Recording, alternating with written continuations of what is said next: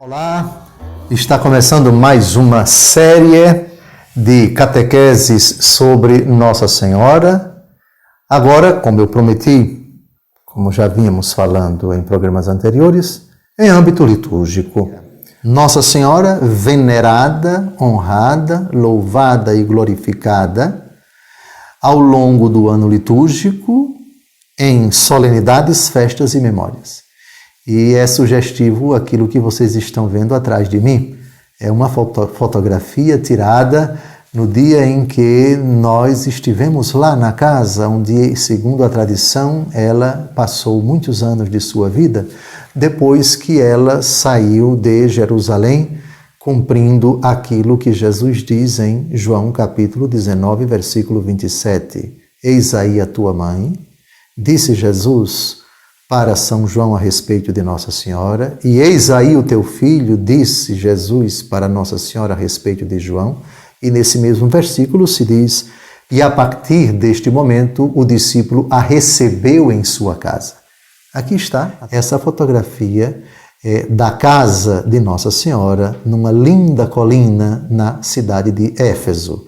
Éfeso é a cidade onde São João, que cuidou dela, cumprindo João 19, 27, até o fim de sua vida. Foi aqui onde Nossa Senhora, segundo a tradição, passou os últimos dias de sua vida. Foi aqui onde o seu corpo foi sepultado. E foi perto desta casa, em algum lugar que ninguém sabe, que ela subiu ao céu em corpo e alma. Ao longo do ano litúrgico, a Igreja celebra os louvores da Trindade Santa em honra da bem-aventurada Virgem Maria. Meu Pai o honrará, diz Nosso Senhor Jesus Cristo no Evangelho segundo João. E a honra na celebração litúrgica, quando se celebra uma solenidade, ou uma festa, ou uma memória de qualquer santo, que não seja o Pai, que não seja o Filho, que não seja o Espírito Santo, a honra em última instância é de Deus Todo-Poderoso. Celebrar Deus nos seus anjos e nos seus santos.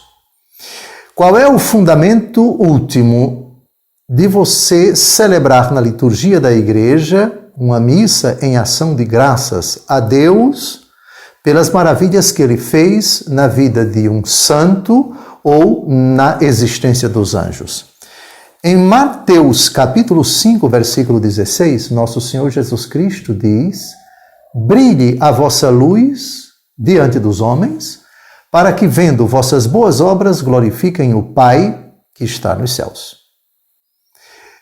Esse mesmo que disse isso, foi aquele que disse, eu sou a luz do mundo. Quem me segue não andará nas trevas, mas terá a luz da vida. Então, a luz fala, brilhe a vossa luz. Ora, a nossa luz não é em absoluto nossa, é dele. Eu sou a luz do mundo. Então, a luz do mundo, que é Cristo, refugia em nós, de sorte que Cristo nos ilumina e por nós ilumina. Por nós ele ilumina o mundo. Brilhe vossa luz diante dos homens. O apóstolo Paulo diz isso em outra linguagem. Eu vivo, mas já não sou eu que vivo, é Cristo que vive em mim. Vejam. Quando Jesus diz, eu sou a luz do mundo, e brilhe a vossa luz, o apóstolo Paulo traduz isso no âmbito da fé. Eu vivo, mas já não sou eu que vivo, é Cristo que vive em mim. Minha vida presente na carne, eu a vivo pela fé no Filho de Deus que me amou e se entregou a si mesmo por mim. Então, Deus nos seus anjos e nos seus santos é honrado. Deus nos seus anjos e nos seus santos é venerado. Deus nos seus anjos e nos seus santos é glorificado. Portanto, não há de forma alguma, quando se celebra uma solenidade, uma festa, uma memória de um santo, a Virgem Maria Maxime, é de colocar Nosso Senhor Jesus Cristo, ou o Pai, ou o Espírito Santo em segundo lugar. Absolutamente. Toda a Eucaristia é por Cristo, com Cristo, em Cristo. A vós, ó Pai Todo-Poderoso, toda a honra, toda a glória, agora e para sempre. Está claro? Então, essa é a primeira introdução, um pouquinho da teologia do culto aos santos na liturgia da igreja. O segundo passo muito importante é nós definirmos o que é uma solenidade, o que é uma festa, o que é uma memória. Digamos, em linguagem assim bem mastigadinha, que na igreja nós celebramos com um peso maior ou menor um determinado mistério da nossa fé. Seja Deus na unidade de sua essência, na diversidade das suas pessoas, seja um evento da história da salvação, como, por exemplo, o mistério da encarnação, 25 de março, ou o mistério do nascimento do Senhor, 25 de dezembro, ou então o nascimento de um santo, como São João Batista, 24 de junho, ou então o mistério do sofrimento de Jesus, seja na sexta-feira da paixão, a ação litúrgica da paixão e morte do Senhor, que não é celebração da Santa Missa, ou então dia 14 de setembro, exaltação da Santa Cruz. Ou então a solenidade do Sagrado Coração de Jesus, ou então a memória da natividade,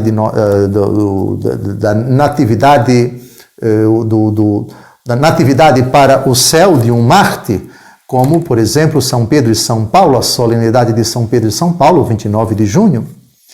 Mas a gente percebe ao longo do ano litúrgico que existe uma gradação, digamos assim, de impostação com a qual a igreja se reveste e celebra um determinado mistério ao longo do ano litúrgico. Então, as solenidades ocupam, no grau crescente de importância, o primeiro lugar. As solenidades, elas são, digamos assim, celebradas com maior, digamos assim, não é redundância uma solenidade que é celebrada com solenidade, mas a solenidade, ela ocupa o primeiro lugar no grau dos acontecimentos, das celebrações litúrgicas, pela importância que elas ocupam para a igreja, juntamente com o domingo. O domingo é uma solenidade incomparável. É a solenidade das solenidades. Por quê? Porque é o Kyriake Remera. Porque é o dia do Senhor. Aliás, acredito que nesses 10 anos vocês já sabem de qual é o versículo da Escritura, o único, onde aparece a palavra domingo. Apocalipse de São João, capítulo 1, versículo 10. São João está na ilha de Patmos, que hoje pertence à Grécia, e ele descreve que foi no dia do Senhor que ele teve as visões que redundaram no Apocalipse. Então vamos ver aqui, antes de descrevermos a distinção entre solenidade, festa e memória, vamos à solenidade por antonomasia, a solenidade das solenidades, ao longo de todo o ano litúrgico. É o núcleo do ano litúrgico. Antes, vamos à Escritura, Lucas capítulo 24, versículo 21. Obviamente que o dia da Páscoa na ressurreição do Senhor, é, evidentemente, o instante, o momento no tempo, o momento exato, o dia em que nosso Senhor Jesus Cristo ressuscitou dos 365 dias do ano, 2000 anos atrás, ele ressuscitou em um. E esse dia é chamado pelo discípulo São Lucas, primeiro dia da semana. Vamos a Lucas capítulo 24. Lucas capítulo 24. No primeiro dia da semana, muito cedo, dirigiram-se ao sepulcro com os aromas que haviam preparado. Bem, aqui está o dia da ressurreição do Senhor. Esse capítulo 24, como nós sabemos, não vamos citá-lo todo, mas é o capítulo que descreve a ressurreição de nosso Senhor. É chamado de primeiro dia da semana. É o dia que se segue ao Shabat. E o Shabat, o dia do repouso, é o 7º dia. Sagrado até hoje para os judeus. O Shabat não é chamado de primeiro dia nem pelos judeus, nem pelos cristãos. Só que o primeiro dia da semana, que não é dia santo para os judeus, não é o dia do repouso para os judeus, passa a ser o primeiro dia estimativo para os cristãos. Porque não é apenas o primeiro dia da semana judaica, que é o dia que se segue ao sábado, que já começa um outro ciclo de 7 dias. Para nós, ele é estimativo, isto é, dentre todos os dias da semana judaica, esse é o primeiro, porque é o dia em que o Senhor ressuscitou. Então, para nós, diz o Catecismo da Igreja Católica, o primeiro dia da semana é o Shabat eterno. Esse primeiro dia da semana é chamado de Dia do Senhor, no final da era apostólica, quando São João, apóstolo e evangelista, quando escreveu o Apocalipse, com toda certeza já estava idoso, idade bastante avançada, fugitivo, fugiu para a ilha de Patmos para não ser preso e para não morrer. Estamos em pleno desenrolar da perseguição que Domiciano moveu contra os cristãos. Foi a última perseguição, não da história da igreja, absolutamente, mas a última perseguição do final do século I, muito mais dolorosa do que aquela que Nero moveu contra os cristãos na cidade de Roma, ocasião em que morreram os 2 apóstolos, São Pedro e São Paulo. Mas São João já não vai chamar de primeiro dia da semana, vai chamar de dia do Senhor. Vamos ao Apocalipse, capítulo 1, versículo 10, porque aqui nós temos o núcleo do ano litúrgico. O ano litúrgico orbita, tudo começou com este dia. Não se pode compreender o ano litúrgico sem este dia. Por isso o domingo é tão importante para nós. Vamos ao texto. Num domingo, fui arrebatado em êxtase e ouvi por trás de mim voz forte como de trombeta. Domingo, dia do Senhor. Em grego, Kyriake Hemera. Então, dentre todas as solenidades do ano litúrgico, há uma que é intangível, há uma que é incomparável em importância. Por isso, guardar domingos e festas de guarda passa a ser, na verdade, o segundo mandamento que aperfeiçoa a observância do sábado prescrita no livro da lei. Vamos voltar ao livro do Êxodo, por favor. Êxodo, capítulo 20, versículos de 8 a 11. Lembra-te de santificar o dia de sábado. Trabalharás durante 6 dias e farás toda a tua obra. Mas no 7º dia, que é um repouso em honra do Senhor teu Deus, não farás trabalho algum, nem tu, nem teu filho, nem tua filha, nem teu servo, nem tua serva, nem teu animal, nem o estrangeiro que está dentro de teus muros, porque em 6 dias o Senhor fez o céu, a terra, o mar e tudo o que neles há, e repousou no 7º dia. E por isso o Senhor abençoou o dia de sábado e o consagrou. Para nós, cristãos, sábado é uma instituição divina. Foi o próprio Deus quem instituiu. Porque, como o próprio livro do Êxodo diz, capítulo 20, o Senhor fez o mundo em 6 dias e no 7º descansou. Assim como Deus descansa, não no sentido de ficar fatigado, suado, etc., mas o descanso que é a conclusão e a contemplação de toda a sua obra, quando Deus vê que tudo é muito bom. Ninguém deduza que o descanso do Senhor, lá no livro do Gênesis, no 7º dia, é que Deus trabalhou muito e depois disso estou cansado, preciso repousar um pouco, porque minhas forças estão fatigadas. Não é nesse sentido. É no sentido que eu já falei. Deus contemplou sua obra. No Shabat, Deus contempla, concluindo ou conclui, contemplando tudo aquilo que ele fez. Essencialmente, toda a obra dele está pronta.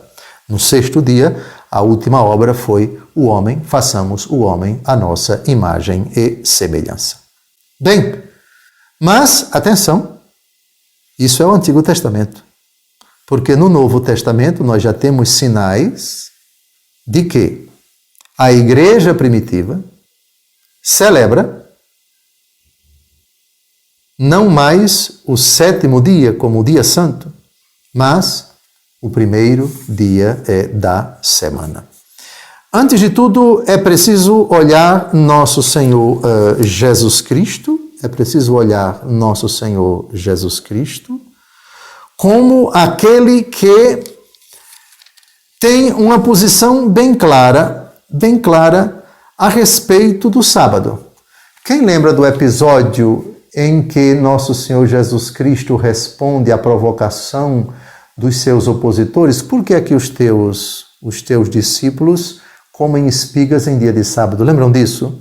Qual é a resposta de Jesus? A resposta clássica de nosso Senhor Jesus Cristo: o Filho do Homem o sábado não o homem não foi feito para o sábado, mas o sábado foi feito para o homem, e o Filho do Homem é Senhor do sábado. Lembram disso? Vamos ao Evangelho segundo Mateus. As espigas arrancadas em dia de sábado. Mateus capítulo 12, versículos de 1 a 7. Atravessava Jesus os campos de trigo num dia de sábado. Seus discípulos, tendo fome, começaram a arrancar as espigas para comê-las.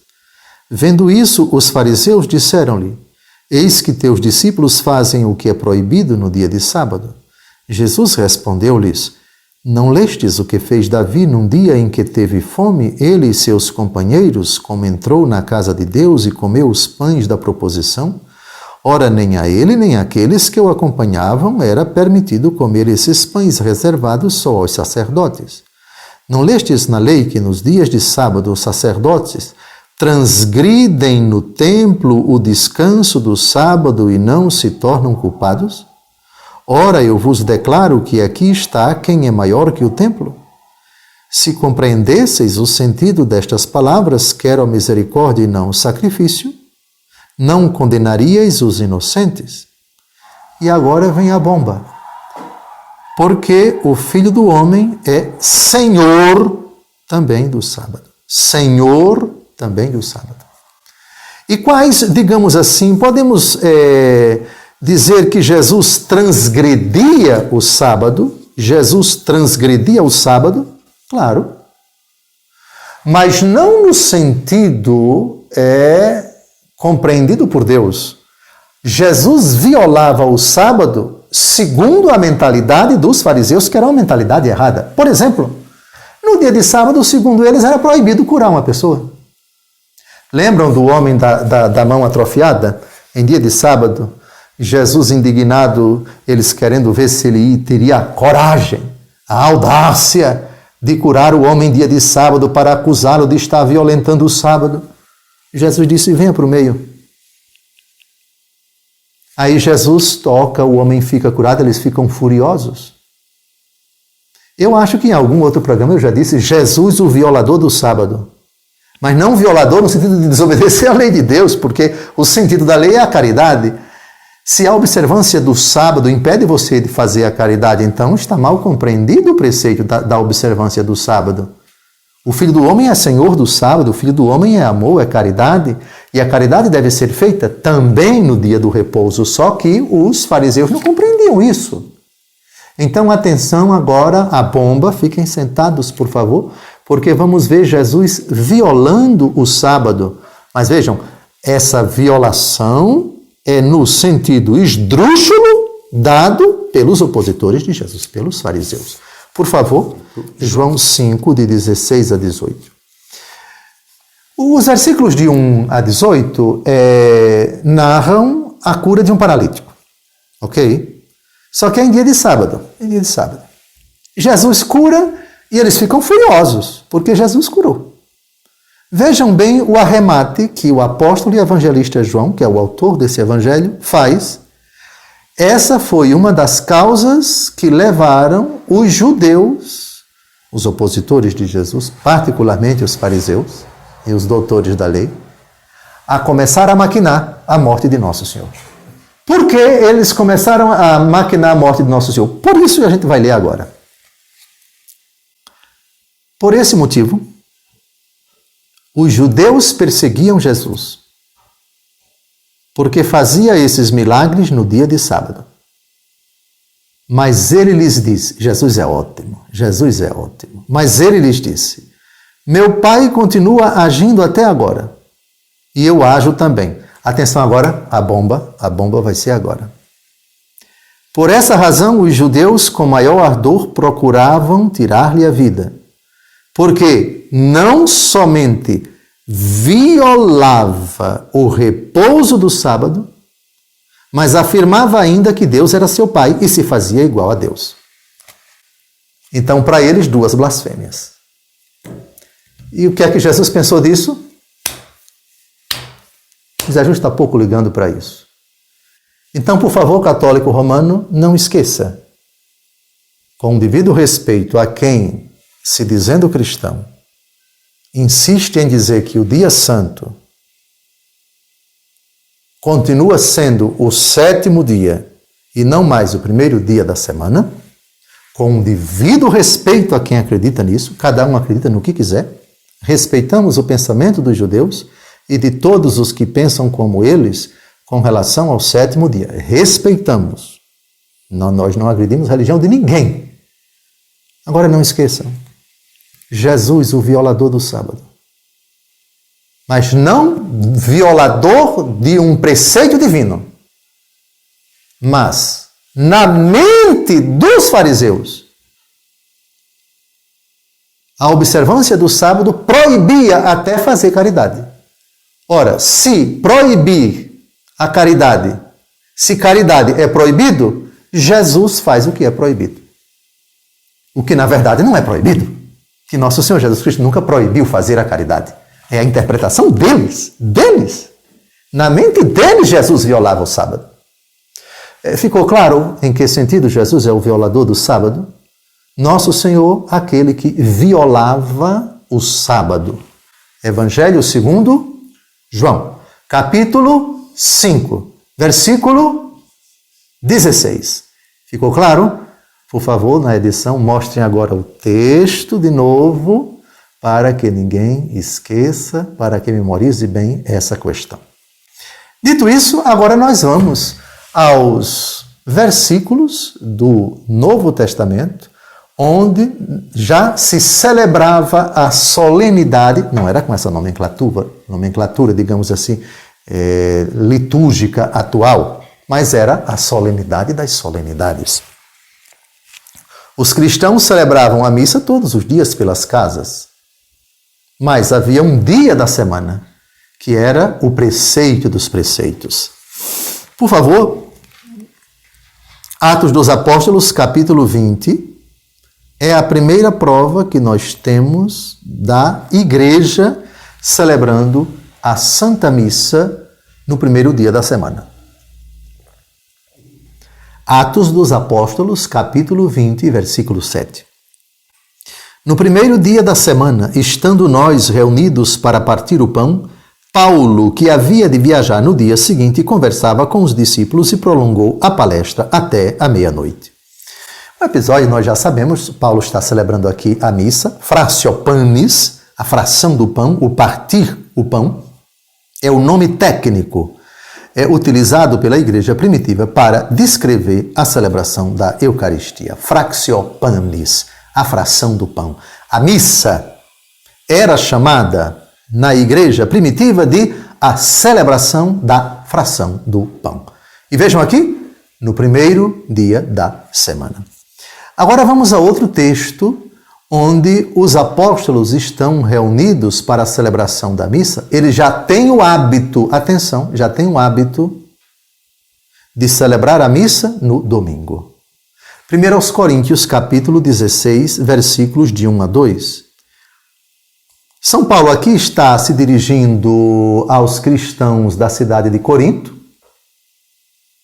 pedindo a eles que, na missa de maior afluência de fiéis, que é a missa que dá a coleta maior, eles façam a coleta pelos pobres de Jerusalém.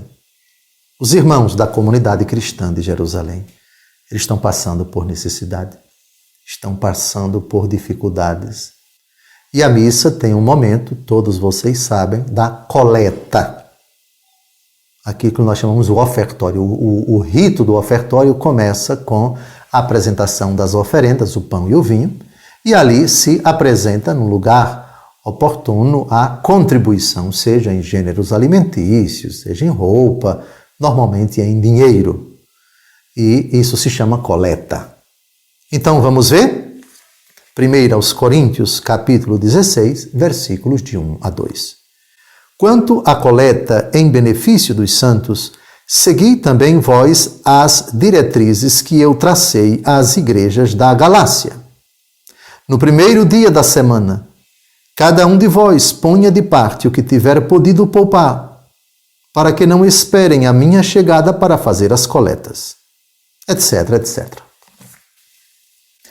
Dê uma olhadinha com muita atenção no versículo 1, que vai aparecer de novo aí na sua tela. Veja, São Paulo fala das diretrizes que ele traçou às igrejas da Galácia. Diretrizes? Ou seja, todos vocês têm que seguir o que eu estou determinando. Já era costume. Já era costume. Então, todo mundo sabe qual é, na sua comunidade paroquial, qual é a missa cuja coleta dá um dinheirinho a mais para o padre pagar as contas de água, luz, telefone e os funcionários da paróquia. Qual é o dia em que a coleta é maior? É o dia mais solene. É o dia do Senhor. É o primeiro dia da semana.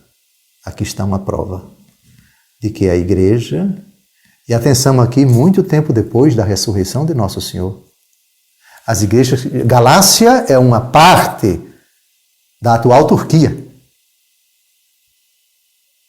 Lembram de Mileto? Lembram das 7 igrejas do Apocalipse? Dentre elas, Éfeso, Esmirna, Laodiceia, Filadélfia, etc. Pois bem, então, é aquela região, Capadócia, Galácia é próxima à Capadócia, mas tudo está dentro da Turquia. Pois bem, primeiro dia da semana, vocês façam essa coleta. A missa celebrada não no 7º dia, mas no primeiro dia da semana. Muito bem. E o que o sábado, com isso, o que o sábado passa a ser para os cristãos? Em primeiro lugar, a igreja nunca desrespeitou o sábado, nem pode. A igreja não pode desrespeitar o sábado, claro que não. É uma instituição divina. Ah, mas o que dizer? Se a igreja, se os cristãos, vejam, se os cristãos, logo no começo, sobem ao templo para o culto, ouro e prata não tenho, mas o que eu tenho te dou, em nome de Jesus Cristo, levanta-te e anda. Lembram disso? Logo no começo, os apóstolos subiam ao templo para rezar, não para celebrar a missa, porque eles não podiam. Eles celebravam a missa nas casas. Mas como eles passaram a ser perseguidos, deixaram de frequentar o templo. Nem podiam entrar no templo, senão iam ser massacrados, iam ser presos. Porque estavam caçados. Porque eram perseguidos. E compreenderam que o templo integra uma realidade que está fadada a desaparecer, a antiga aliança. Destruí este templo e em 3 dias eu o reconstruirei. Jesus falava do templo do seu corpo. Pronto, aqui está uma passagem, a passagem do templo de Jerusalém, Antigo Testamento, que aliás já desapareceu. Hoje só tem uma parte do muro ocidental, que é chamado Muro das Lamentações. E agora temos o novo templo. O corpo de Cristo, que ressurgiu, que ressuscitou. Então agora vamos ver o papel do sábado para os cristãos. Por favor, Colossenses, capítulo 2, versículos de 16 a 17. Ninguém, pois, vos critique por causa de comida ou bebida, ou espécies de festas ou de luas novas ou de sábados. Agora vem a bomba. Sentem-se, por favor, porque a bomba vai explodir. Tudo isso não é mais que sombra do que devia vir. A realidade é Cristo. Então, o cristão católico, apostólico romano, não zomba do sábado. Não. Respeito absoluto. Dia santo até Jesus. Ponto. Depois, Jesus respeitou o sábado. Ah, mas o senhor acabou de dizer que ele violava o sábado. Eu espero que você tenha entendido que o que São João diz no capítulo 5, versículo 16 do seu evangelho. Jesus violou o sábado, sim, mas violou o sábado na concepção dos fariseus. Porque o Filho do Homem é Senhor do sábado. Qual é a plenitude do sábado? É o domingo. O Senhor do sábado ressuscitou no domingo. O Senhor do sábado, no sábado, desceu à mansão dos mortos. O Senhor do sábado não ressuscitou no sábado.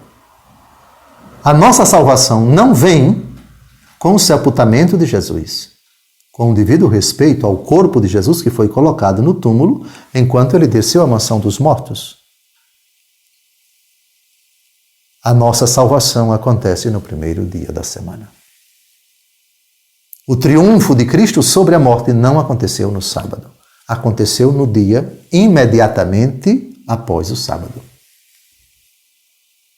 Portanto, com a ressurreição de Cristo, o dia mais importante para nós, o dia do Senhor, o Kyriake remera, Apocalipse capítulo 1, versículo 10, não é mais o sábado. O sábado passa a ser Colossenses 2,17. Tem uma palavrinha no versículo 17? Sombra. E a realidade quem é? Cristo. Ficou claro aqui? Então, o cristão nem admite que você critique o sábado, portanto, respeito absoluto ao pensamento dos judeus. Nós respeitamos o pensamento dos judeus, por favor. Quem é que vai criticar? Não podemos criticar o que é uma instituição divina. Mas uma instituição divina que até Cristo não era sombra. Era vinculante, tá claro?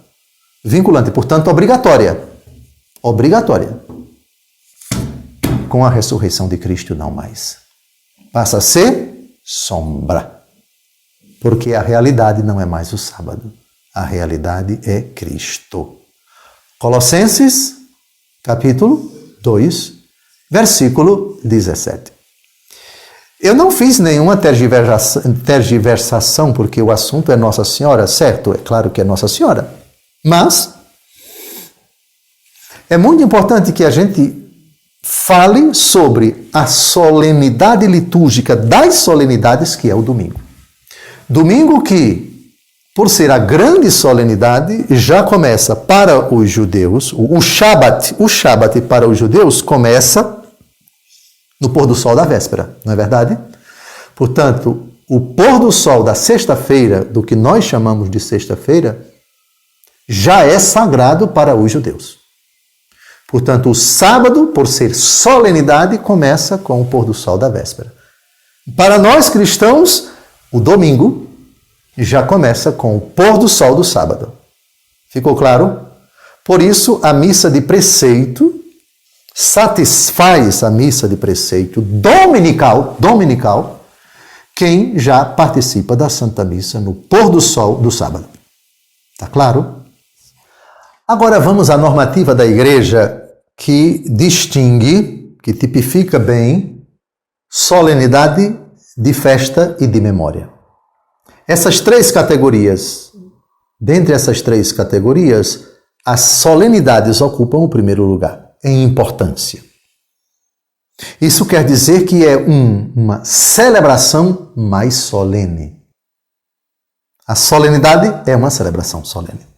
A festa, ela é mais solene do que a memória, mas ela é menos solene do que a solenidade. A memória ocupa o terceiro lugar. E a memória ela é distinta em duas categorias: memória obrigatória e memória facultativa. Normas universais sobre o ano litúrgico e o calendário.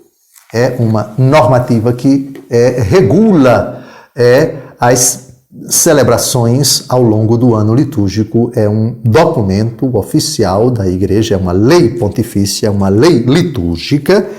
E nesse documento, no item 3, que fala especificamente sobre as solenidades, festas e memórias, isso tudo vai aparecer agora aí no nosso vídeo editado, e para nós distinguirmos o que é uma solenidade, o que é uma festa, o que é uma memória. Parágrafo 8.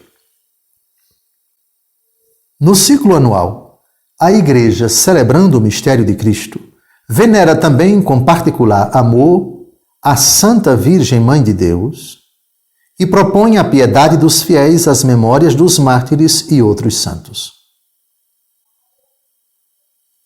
Parágrafo 9. Os santos de importância universal são celebrados obrigatoriamente em toda a Igreja. Os outros serão inscritos no calendário para serem celebrados facultativamente, ou serão deixados ao culto de alguma igreja local, nação ou família religiosa. Parágrafo 10. As celebrações que se distinguem segundo sua importância são denominadas solenidade, festa e memória. Agora vem a distinção. As solenidades são constituídas pelos dias mais importantes, cuja celebração começa no dia precedente com as primeiras vésperas. Algumas solenidades são também enriquecidas com uma missa própria para a vigília, que deve ser usada na véspera, quando houver missa vespertina. Parágrafo 12. A celebração das duas maiores solenidades, Páscoa e Natal, prolonga-se por 8 dias seguidos. Ambas as oitavas são regidas por leis próprias. Parágrafo 13. As festas se celebram nos limites do dia natural. Por isso não tem primeiras vésperas, a não ser que se trate de festas do Senhor que ocorrem nos domingos do tempo comum e do tempo do Natal, cujo ofício substituem. Penúltimo parágrafo, parágrafo 14. As memórias são obrigatórias ou facultativas. Sua celebração, porém, se harmoniza com a celebração do dia da semana ocorrente, segundo as normas expostas nas instruções gerais sobre o missal romano e a liturgia das horas. As memórias obrigatórias, que ocorrem nos dias de semana da Quaresma, somente podem ser celebradas como memórias facultativas. Se no mesmo dia ocorrem no calendário várias memórias facultativas, celebra-se apenas uma, omitindo-se as outras. Nos sábados do tempo comum, não ocorrendo memória obrigatória, pode-se celebrar a memória facultativa da Santa Virgem Maria. Então vamos agora às solenidades marianas. São 5 no Brasil e 4 em toda a Igreja Universal. Claro que cada país, por exemplo, sua padroeira ou seu padroeiro, certamente, como no Brasil, a Santa Sé aprova ou aprovou que naquele país o padroeiro ou padroeira ou padroeiros sejam celebrados no rango, no status de uma celebração solene, ou seja, uma solenidade. Imaculada Conceição de Maria Santíssima. Primeira solenidade. Vamos seguir o ano litúrgico? Aliás, no programa anterior eu até prometi que ia começar com Santa Maria, Mãe de Deus. Mas vamos seguir o ano litúrgico que normalmente começa o primeiro domingo do Advento, começa sempre ali no final de novembro, início de dezembro. Então, como 8 de dezembro é logo no comecinho do ano litúrgico, a primeira solenidade do ano litúrgico é a Imaculada Conceição de Maria Santíssima. Segunda solenidade, solenidade de Santa Maria, Mãe de Deus, 1º de janeiro. Terceira solenidade, Anunciação do Senhor, 25 de março. Quarta solenidade mariana, Assunção de Nossa Senhora, 15 de agosto. E a quinta e última solenidade, que aqui no Brasil nós celebramos no dia 12 de outubro, solenidade da Imaculada Conceição da Virgem Maria, sob o título de Aparecida. Nossa Senhora da Conceição Aparecida, 12 de outubro. Vamos então recordar, mastigando, quais são as 5 solenidades, ou seja, dentre todas as celebrações marianas ao longo do ano litúrgico, essas são as mais importantes. Imaculada Conceição, 8 de dezembro. Santa Maria, Mãe de Deus, 1º de janeiro. Anunciação do Senhor, 25 de março.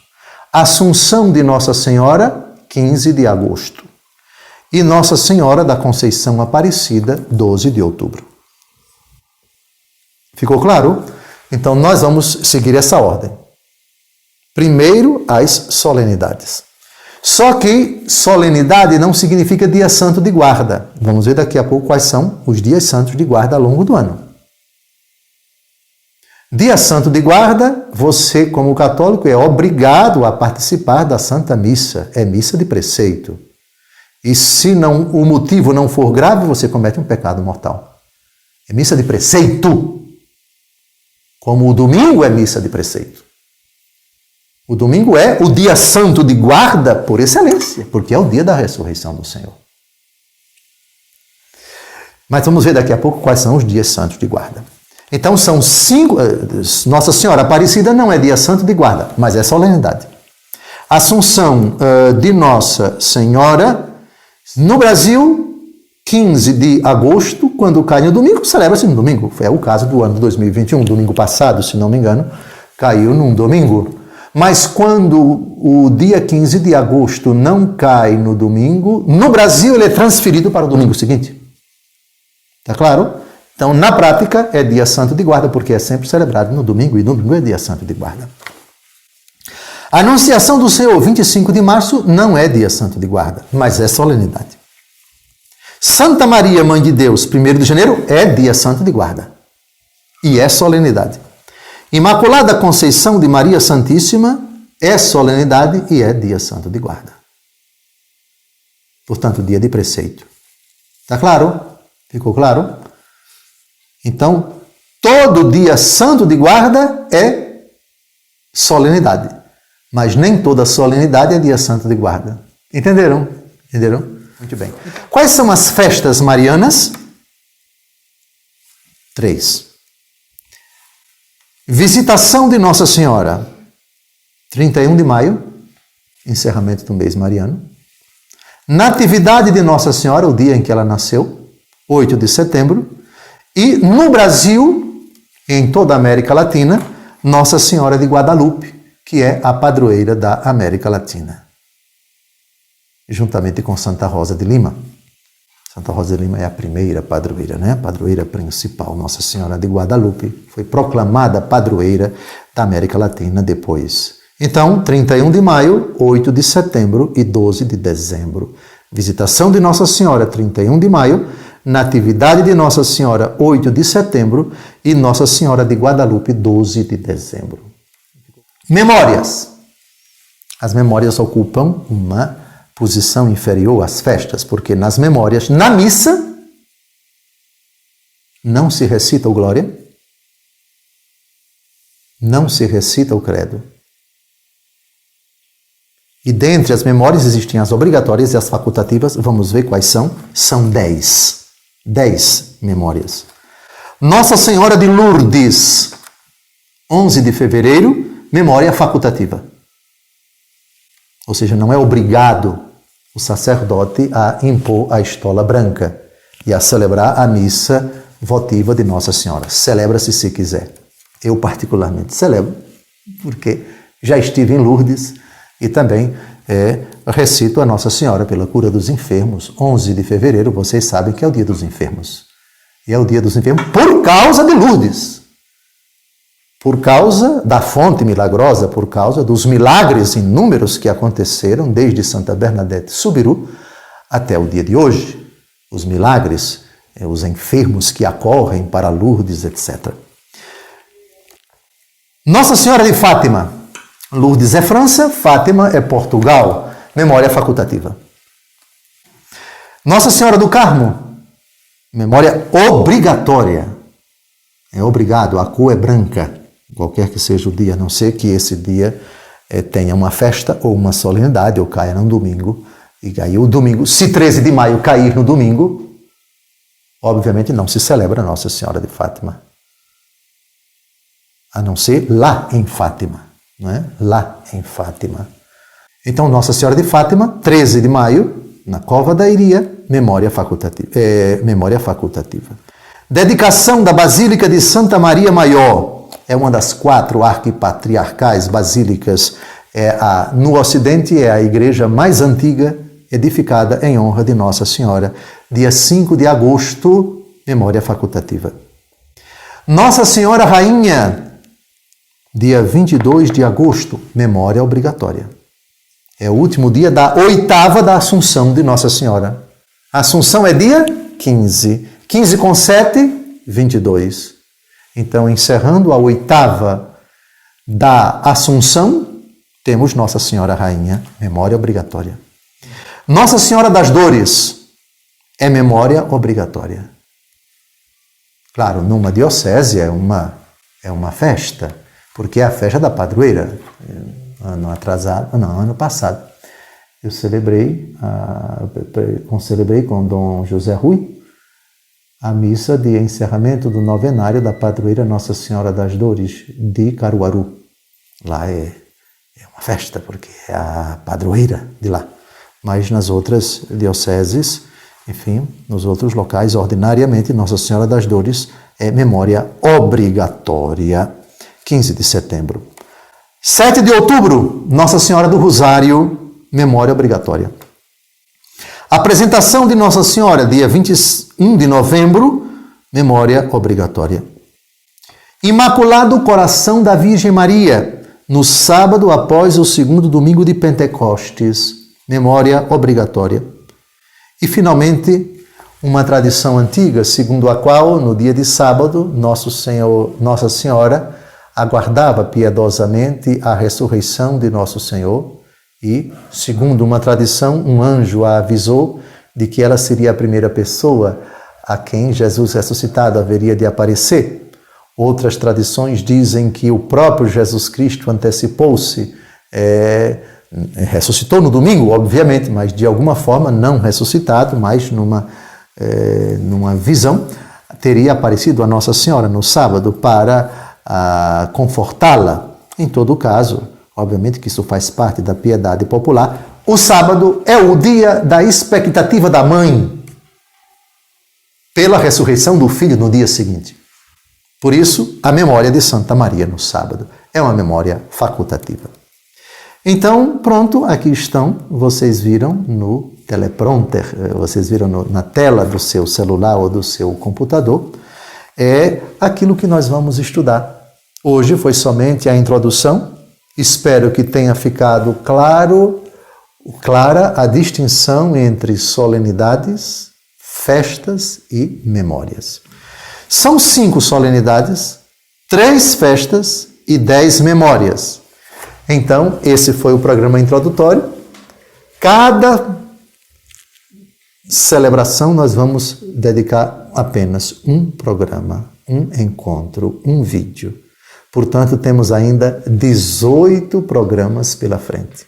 Eu espero que essa catequese seja assistida e divulgada por vocês, e quanto mais pessoas assistirem, melhor, para que vocês compreendam no ano litúrgico como Nossa Senhora é venerada, como Nossa Senhora é querida, como Nossa Senhora é estimada. O papel de Nossa Senhora ao longo de 365 dias do ano, nós temos 18. Entre solenidades, festas e memórias, 18 dias em que os nossos olhares se voltam para a Virgem, para que por ela nós cheguemos ao Filho e pelo Filho cheguemos ao Pai. As leituras, os textos bíblicos, basicamente, que nós vamos buscar, a fundamentação bíblica, serão as leituras de cada dia. Então, por exemplo, próximo encontro, Imaculada Conceição da Virgem Maria. Vamos dar o enfoque à primeira leitura, o Salmo, a segunda leitura e o Evangelho. Festas. Festa não tem duas leituras, então vai ser a primeira leitura e o Salmo. Memória, idem, primeira leitura e o Salmo. E a teologia da celebração, nós vamos ao prefácio, o prefácio da missa. Porque no prefácio nós temos condensados os temas teológicos mais importantes da celebração. Obrigado mais uma vez e convido você tem 18 vídeos ainda aguardando você, os próximos, para essa riquíssima catequese sobre a bem-aventurada Virgem Maria, celebrada na liturgia da Igreja com solenidade, com festa e com memória. Boa noite! Até lá, se Deus quiser.